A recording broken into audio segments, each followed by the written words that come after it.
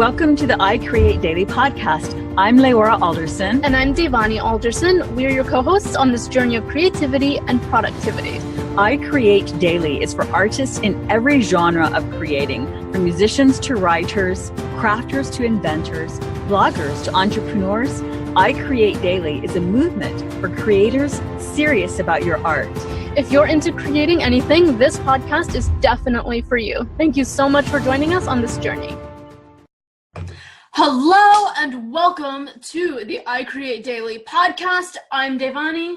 And I'm Leora. And this is our coffee break session where we talk about ideas, business tips, artist strategies for marketing yourself, people who inspire us, and generally we drink coffee, but we're not drinking anything today because we already drank coffee. Which is why she's so animated. Yeah, exactly. So isn't that great, right? And, one more thing. My dad created this awesome shirt. It's a sun logo shirt, and it's really awesome. He's an author, and it goes with his book brand. So if you're on audio only, then you'll want to come to the podcast video on this show, which is the coffee break session on how to sell your photography. How to sell your photography online. Exactly. Yeah.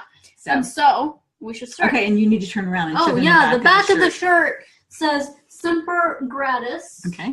It's also a spiral sun, and Semper Gratis, which is Latin for always grateful. Which is a huge theme in our podcast, in our I Create Daily brand, and it's a big theme in our family. And it's a big theme with my dad's dystopic books, Mountain Whispers, and you're like, how does dystopia and gratitude go together? And you'll just have to read the book to find out. Yeah. So with that note, this coffee break is on how to sell photography, because somebody in one of our multiple internet groups was asking. They have an amazing farm. They have lovely photos on their page, and they were like, how do I sell all this stuff? And so we just she was saying, she was saying that Debbie is her name, and she was saying that her farm is basically their work. They're selling their produce at 59 acres, and the photography is her hobby. I said, well, you can earn money from it, selling it online, and she wanted to know how. That conversation happened literally 30 minutes ago at the most in the Facebook group, and so Devani and I decided to do a quick coffee break session, because she is definitely not alone in her interest in learning how to earn money from the thing that she loves to do anyway. And it's not what we're getting ready to share are some of the avenues for earning money online. Are they easy? No. Does it take time? Yes. But it's all possible. Yes. So do you want to, so the deal is, I didn't know if you had anything to say, which is why I paused. If not, then I'll just keep on going. Keep on going. I have nothing to say. Right. At the moment. Okay.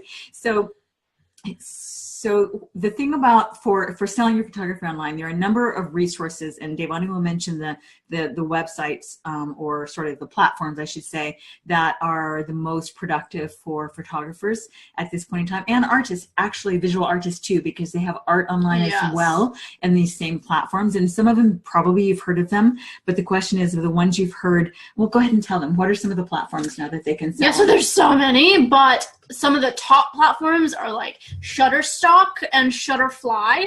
So Shutterstock.com and Shutterfly.com are like the two biggest prominent sites. There's also Deposit Photo, Pixabay, Unsplash. Deposit Photo, Pixabay, and Unsplash they're both they're free sites. Deposit Photo also has a paid element to it. So kind of look at those sites and see which ones are free and which that you would want to publish your photos for just for exposure, and which ones are paid where you can actually get some royalty. Other places you can sell your artwork is Fine Art America, and they allow you to like upload your fine photography onto products. So if you wanted to sell like covers or canvases or home decor items that have your photography on it, that would be a great place. And I don't know the technicalities of like the size of photos. You guys are photographers. That's we have interviews with photographers, Alex Stead, Matt Gallegos, and Brian Wright, and we'll link to those below, and they know all that stuff. But Fine Art America, places like even Redbubble, Zazzle, and Etsy. Etsy. Does Etsy have? We'd have to check on Etsy. Yeah. We'll put it in the show notes when we look it up. And the thing is that, so there are so many opportunities. Don't get overwhelmed if you're just now hearing about it, or if you've heard about it or even tried it and it hasn't worked, then we have some ideas for you as well. So, so for instance, we'll just launch right into that. The thing that we've observed, even if you decide to upload your work onto free sites, first of all, you're already doing that by posting your images on Facebook to share with your friends and family, Instagram and Pinterest, because you love it, you love doing it, you love sharing it. So just look at what you're going to do to earn money from it as an extension of that. And that is, you're doing what you love and you're going to share it, which you also love to do. And if you keep on doing that, and the more you do that, the more opportunities will eventually flow your way to earn money from it, for it to earn money for you. In the meantime, it's out being shared and serving in the world, which is also something you love. So watermark your work, by the way. Yes, definitely. You know, because when you do put it out for free, and on places like Shutterstock and Pixabay and whatnot, they will watermark for you because they're helping you protect your image, and they'll instruct you on the right copyrights and the various licenses that you should check on those sites, depending on what kind of image and how you would like it to be sold. But when you're sharing on like Instagram, Pinterest, and Facebook, the top 3 for visual artists, there's a bunch of other sites, but you know, those are really niche. But for exposure, Instagram, Facebook, Pinterest, and put your watermark. If you don't know what a watermark is, Google watermark. Yeah. We'll put some links below on great places to start and simply make one. If that's too complicated, just stick your image into Canva or on like a PowerPoint slide and just put your website URL on the image itself, because when you have it shared, you want people to know where they got it from, because people on Instagram, people all over the line, they'll take the image and share it themselves as if they posted it, and you want to just make sure that it gets back to you, because that's branding. Yeah, and for those who, there are those who wouldn't want to do anything dishonest with them and would want to, like there have been a number of times I've seen images, especially of art online, that I wanted to share, but we wanted to give credit to the author, to the artist, and we couldn't find the information anywhere on who it was. So yeah, definitely. And we've had a few times on some of our pages where some of our fans will take the image we've created and use it as their cover image, which means they have to take the photo, they have to download the photo and put it on their computer and then upload it as their own Facebook cover image or Facebook profile photo. And so extra branding, if your watermark is on it or your website or something that identifies that it's yours, then it's just extra marketing. Yeah, I'm so glad you said that, because that ties in with, okay, so the concept too of the free platforms. For instance, for the websites that we own and that we publish content, articles, etc., we being the creative sort, we love photos, and so our sites are photo heavy, and we get most of our photos. We used to get them from Shutterstock. We had an account, but that can get very expensive, and we get most of our photos for free on Pixabay and Unsplash. However, here's the thing. So if those two sources have free photos, and images. However, they also give an option for people to donate to the artist if they like, or to buy coffee for the artist. I don't expect either platform leads to much revenue directly for the artists and creatives. However, what has happened a couple times on artists whose images we especially liked, we've contacted them and asked them about commission pieces and the possibility of doing that from them, whether they do that. So that's the thing. When you begin to get your work out there in the world and you become prolific in your sharing of that work and it's watermarked, then people can find you and ask you to create things for them. And I think something really important too, like you said, it takes a lot of time to build all of that up. But on top of just publishing photos for free, I think also just ask and inform people that you do commission work, that you do whatever you're comfortable doing, whatever service that you want to provide or graphic work that you want to do for others. Really make it clear and remind people that that's what you do, because they're going to forget. They're going to see something you love, and very few people are going to reach out to you and be like, in the beginning, and be like, hey, do you do commission work? They're just going to see the photo, like it, and move on.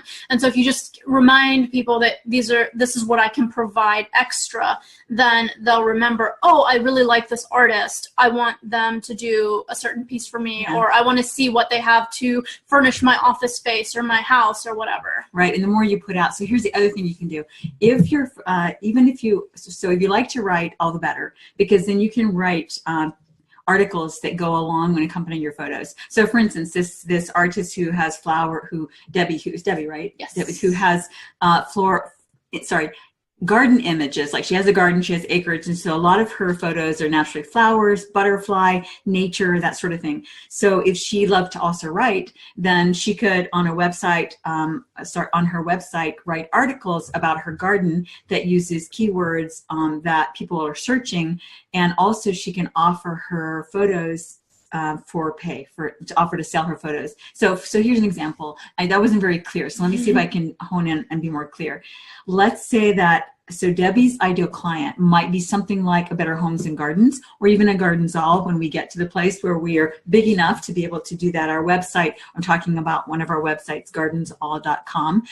So when we get to the place where we're playing with the big boys and we can actually commission photographers to create things that we are looking for, and increasingly, content creators online, the online websites are going to be looking for custom images that match exactly the kind of things that they want.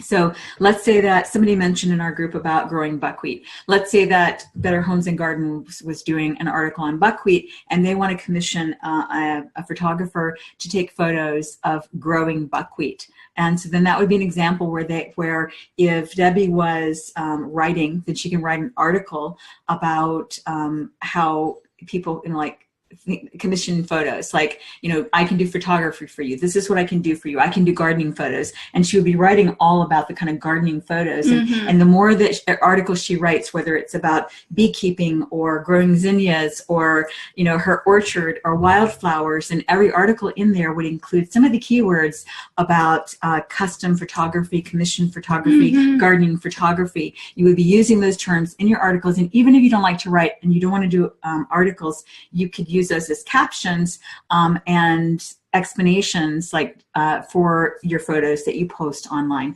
It works, and I would say that Facebook, yes, like let's say that you don't even have a website and you still want to get commissioned work or be able to sell your photography online, they can do it through Facebook. But another great resource would be Pinterest, because Pinterest shows up even better in Google searches when it is if they're posting their photos using those keywords, right? Pinterest and Instagram, and you can just tell people to message you if they want some work from you, right. Whether it's commissioned or they want to buy a print or whatever it is.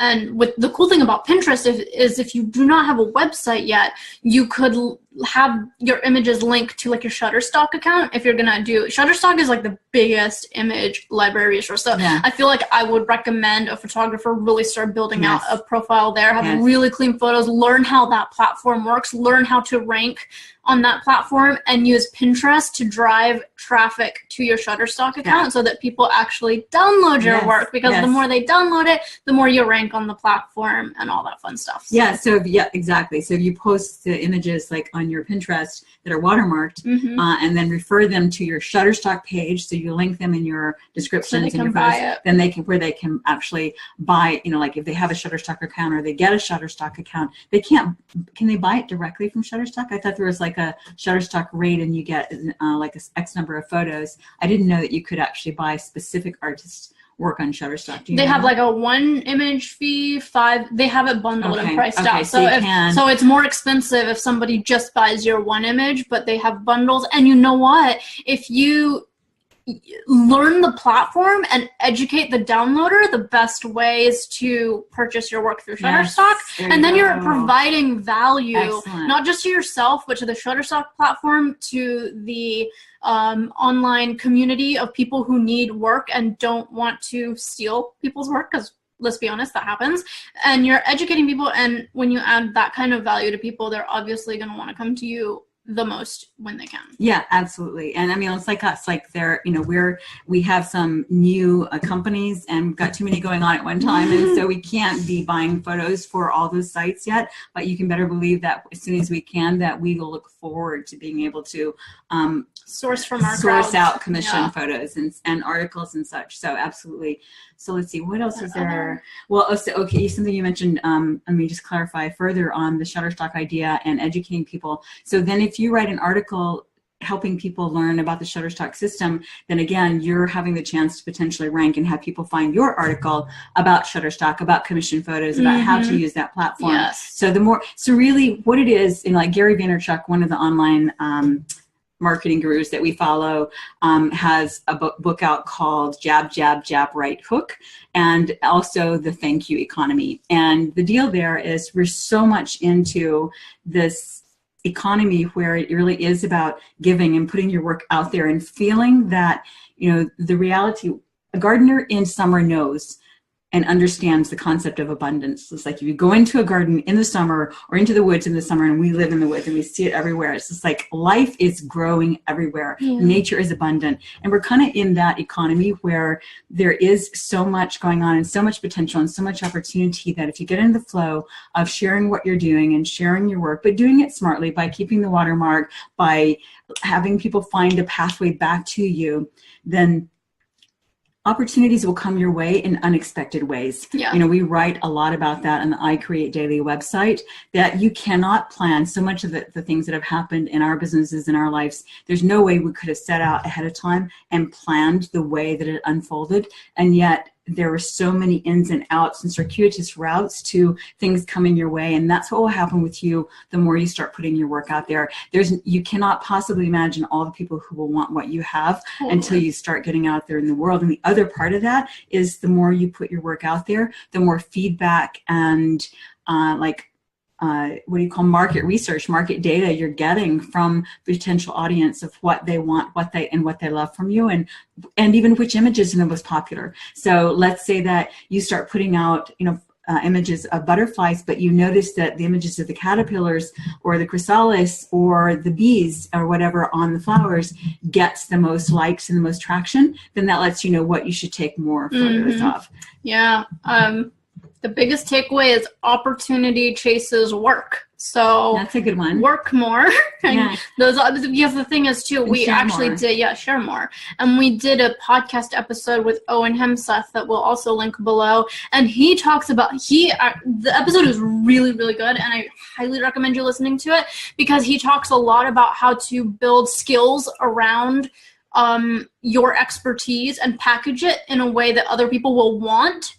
And that give you a marketable skill, even if you feel like you might not have one. Maybe you feel like I just take photos, I just want to sell my photos, but it takes a bit to rev that engine up, you know? And so if you have some marketable skills, even if people are really coming for the photos, like sometimes you have to put in that work and that grind to really build and establish yourself so that you can do what you want to do. You got to do what you need to do so you get to do what you want to do. And somebody smart said that wasn't me, and I forget who it is. But well, I've been telling you that all your life, and it's marginally worked. Marginally listened. But the movie that I heard that from first, and it's such a concise, quotable, was the Great Debaters. Was that Yes, the guy.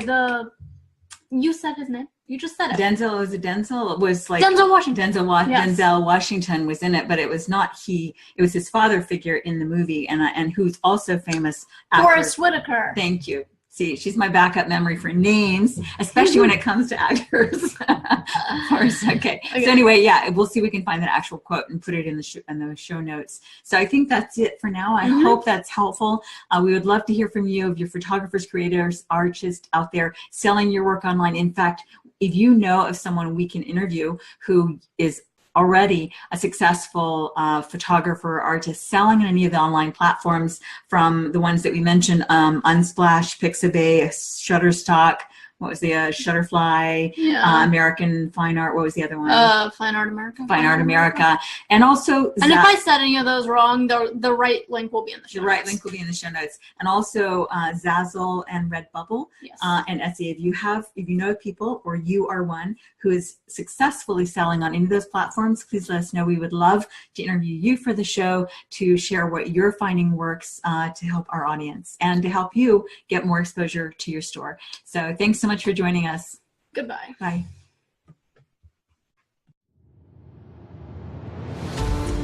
Thanks so much for joining us for the I Create Daily podcast. Please let us know what creatives you would like us to interview and what topics you would be interested in hearing more about.